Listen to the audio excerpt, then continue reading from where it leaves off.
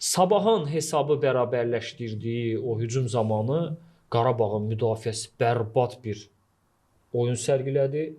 Kevin Medina, yəni bu hansısa oyunlardan birində biz bu barədə danışmışdıq. Dəqiq xatırlamıram, Avrokubok maçlarından biri idi ki, düzgün düzülmürdü Qarabağın müdafiəsi. Yəni burada da biz bir anlıq fikir versək, 4 müdafiəçi eyni xətt üzrədir.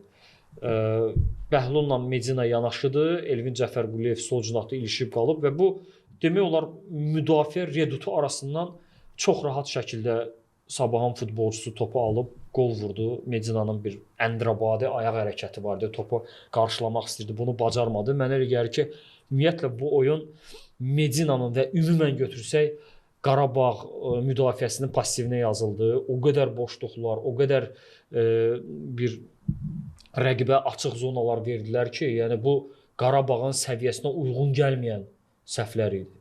Yəni hansısa turnir cədvəlinin aşağı pillələrində gedən, zəif heyətə malik komanda bunu eləsə anlaşılandı, amma Qarabağ kimi bir komandanın bu cür oyun tərzi dediyim kimi yəqin ki, azarkeşlər və futbol mütəxəssisləri tərəfindən də qəbul olunmazdı. Ümumən götürəndə Sabah layiqli qələbə qazandı.